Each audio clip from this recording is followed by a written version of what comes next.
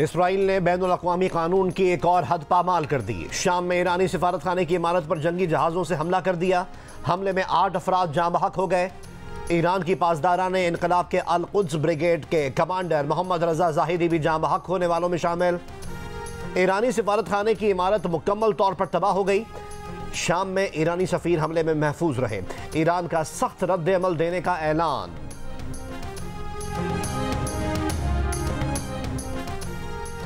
पाकिस्तान की दमिश्क में ईरानी सिफारत खाने के कौंसलर सेक्शन पर हमले की शदीद मजम्मत।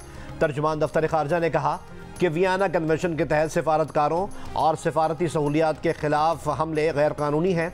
सलामती काउंसिल इसराइल को खित्ते में मुहिम जोई और पड़ोसियों पर हमले से रोके।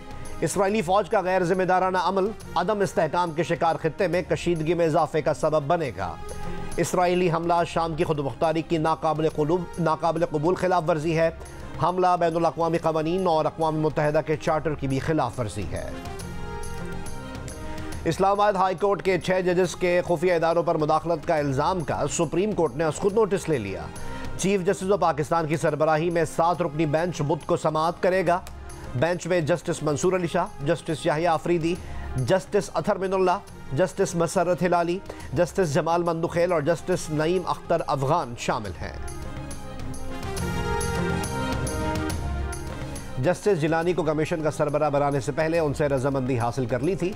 वफाकी वज़ीर कानून आज़म नज़ीर तारड़ की प्रोग्राम आज शाहज़ेब खानज़ादा के साथ में बातचीत। कहा काबीना की तरफ से कमीशन के TORs की मंजूरी के बाद वज़ीर आज़म ने दोबारा तसद्दुक़ जिलानी से राब्ते का कहा तो उन्हें TORs भी भेजे गए, जिसके बाद उन्होंने कमीशन का सरबराह बनने की पेशकश बखुशी कबूल की थी। तसद्दुक़ जिलानी के इनकार के बाद सुप्रीम कोर्ट की जानिब से सुमो टो लेना अब दुरुस्त फैसला है। मामले की समाअत में फुल कोर्ट की ज़रूरत नहीं समझता। हुकूमत को कोई एतराज़ नहीं कि मामला 7 जजेस सुने या 14 या 15 जजेस सुने।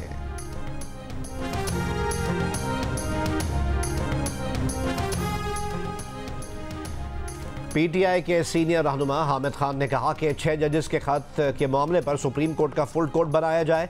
उम्मीद है ईद के बाद मामले की फुल कोर्ट ही समाअत करेगी।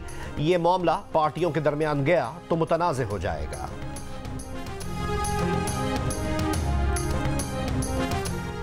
नेपरा ने मुल्क भर में बिजली 2 रुपये 75 पैसे फी यूनिट महंगी करने का नोटिफिकेशन जारी कर दिया।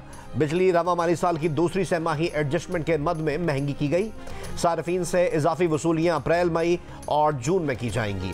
सार्फिन पर 85 अरब 20 करोड़ रुपए का इजाफी बोझ पड़ेगा। बिजली की कीमत में इजाफे का इतलाक के इलेक्ट्रिक सार्फिन पर भी होगा।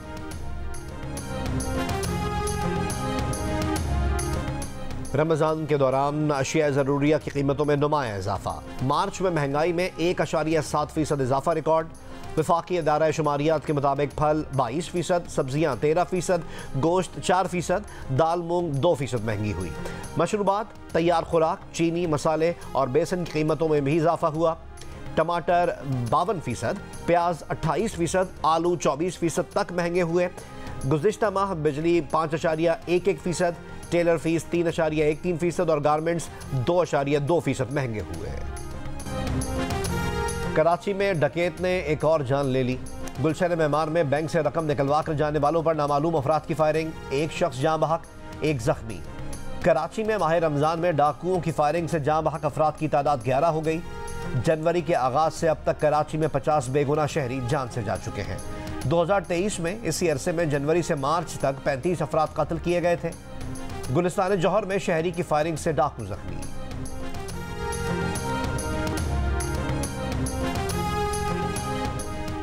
लाहौर में एक दिन में जराइम के 375 वारदातें। डाकुओं ने मुख्तलिफ मकामात से 18 अफराद से लाखों रुपए और मोबाइल फ़ोन छीन लिए।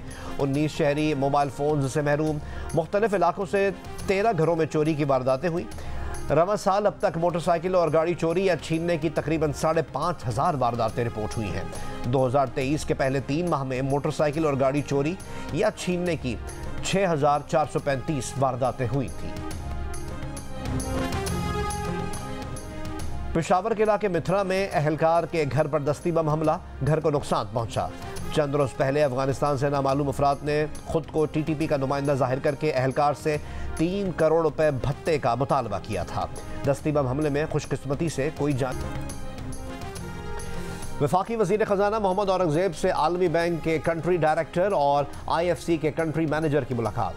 मुआशी तरक्की के लिए दोनों इदारों की महारत और वसाइल को बरूए कार लाने से मुताल्लिक जायज़ा। ज़राअत, पावर सेक्टर और IT समेत मुख्तलिफ शोबों में ताउन समेत दीगर मौज़ूआत पर बातचीत।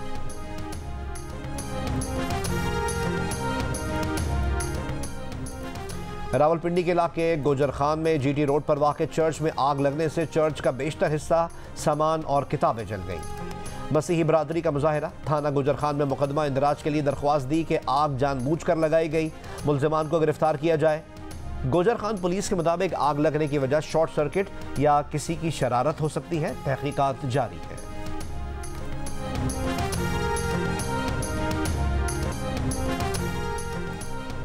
बरतानिया में कम से कम तनख्वाह में इजाफा। उजरत 10.42 पाउंड से बढ़ाकर 11.4 पाउंड में फ़ी घंटा कर दी गई। हुकूमत की तरफ से मुकर्रर करदा कम अज़ कम उजरत पहली बार 1 पाउंड से ज़्यादा बढ़ाई गई है। इतलाक़ 23 से ज़्यादा के बजाय 21 से ज़्यादा उम्र के कारकुनों पर होगा। 21 साल से ज़्यादा उम्र के कारकुनों पर होगा। 18 से 20 साल के नौजवानों की कम अज़ कम उजरत 7.4 पाउंड से बढ़ाकर 8.6 पाउंड फ़ी घंटा हो गई। वज़ीर आज़म का चीनी इंजीनियर्स और माहिरीन से ताज़ियत और इजहार यकजहती के लिए दासू का दौरा। बिशाम में दहशतगर्दी का निशाना बनने वाले चीनी इंजीनियर्स की याद में 30 सेकंड्स की खामोशी इख्तियार की गई। वज़ीर आज़म शहबाज शरीफ ने तकरीब से खिताब करते हुए कहा, बिशाम में दहशतगर्द हमला पाकिस्तान दुश्मनों ने किया, जिसका मकसद पाक चीन दोस्ती मुतासर करना था। मुलव्वस दहशतगर्दों को करार वाकई सज़ा दी जाएगी। पाकिस्तान में चीन के सफ़ीर जियानजाई डोंग ने कहा कि वज़ीर आज़म पाकिस्तान ने चीनी बाशिंदों की फुल प्रूफ सिक्योरिटी की यकीन दहानी कराई है।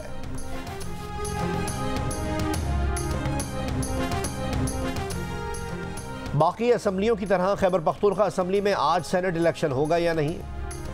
मखसूस नशिस्तों वाले अरकान की हलफ बर्दारी न होने की वजह से सूरत हाल ताहाल गैर वाज़ेह। स्पीकर खैबर पख्तूनख्वा असम्बली ने पेशावर हाई कोर्ट के हलफ लेने के लिए हुक्म के खिलाफ नजरसानी अपील दायर कर दी।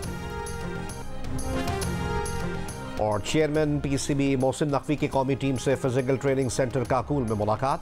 चेयरमैन PCB की खिलाड़ियों को खेल पर फोकस रखने की हिदायत। कहा, हमें अपना बेंच स्ट्रेंथ मजबूत करना है।